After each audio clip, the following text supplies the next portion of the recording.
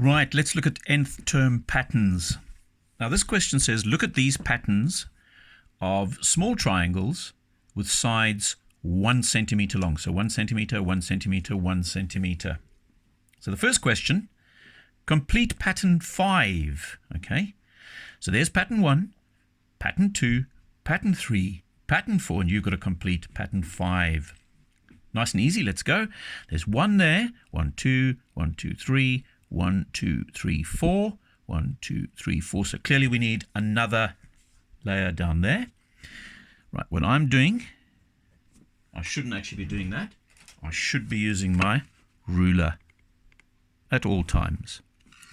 Okay, if you are accurate enough with your ruling of lines freehand, then do so. But if you don't trust your ability to do so, do use a ruler. Right, there we go. Completed that one. I have 1 mark secure for this nth term question. Now it says complete the table below. Now we have the pattern number, which is 1, 2, 3, 4, and then pattern 5. Now the number of small triangles in each pattern. Right, there's pattern 1. Remember, it had 1 triangle. Pattern 2 had 1, 2, 3, 4, and so on and so forth. Well, you can count those 1, 2, 3, 4, 5, 6, 7, 8, 9 and fill that in. But I've spotted something with these numbers, 1, 4, 9, and 25. What do you think? I think I've spotted square numbers. So let's put it to the test. Let's see if this is going to be 16, because obviously 1 squared is 1, 2 squared is 4, 3 squared is 9, 5 squared is 25. Let's see if 4 squared, and the answer is 16. 1, 2, 3, 4, 5, 6, 7, 8, 9, 10, 11, 12, 13, 14, 15, 16. Yes. Now it helps in an exam if you can spot that, because it saves you time, okay, having to go around and work it out.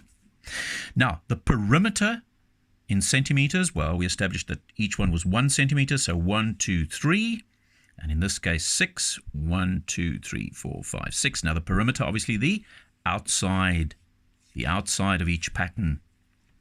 So 3, 6, 12. I think I've spotted. They go up in 3s. So 3, 6, 9, 12, and 15. Okay. If you didn't know it was 9, obviously you'd go to pattern 3 and count it out as 1, 2, 3, 4, 5, 6, 7, 8, 9. Perfect. Now remember pattern numbers. Now the other say to you in the next question, how many small triangles are there in pattern 7? Now look here, number of small triangles. In 1 there was 1, in 2 there was 4, in 3 there was 9, in 4 there was 16, remember we're working with square numbers, 5 was 25, 6 must have been 36, therefore 7 squared, 7 times 7 is 49, correct. So that was a nice easy way of working it out. Now let's look at the next one. Let's analyze the next question. What is the perimeter of the pattern that will have a total of 144 small triangles? Okay. So we know 144 would have been pattern 12, and 12 squared was 144. So that was simple enough. But I could have worked out a little bit of an nth term pattern here. I know those are square numbers. So how about saying all the numbers up there, if I want to find them, they're going to be n squared. But I need to look at the difference between these numbers. And it is 3. So my nth term pattern is going to be n squared. To determine the answer is n squared plus 3. So for instance, if I said to you the 10th pattern, could you work that out for me? 10 squared is 100 plus 3 would be 103. Okay, so we can use the nth term from this table to work this out now. But we're going to have to work backwards a little bit.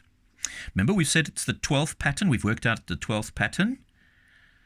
But if we multiply it by 3, we need to multiply it by 3. Remember, because it goes up in 3s. So 12 times 3 gives us 36. Now, there's many ways of working that one out, but that probably could be one of the simpler ways of working it out. So don't be scared of nth term questions. Just try and work out the pattern and it'll give you an n, and that there will give you either plus, and if they were going down in threes, it would have been minus 3.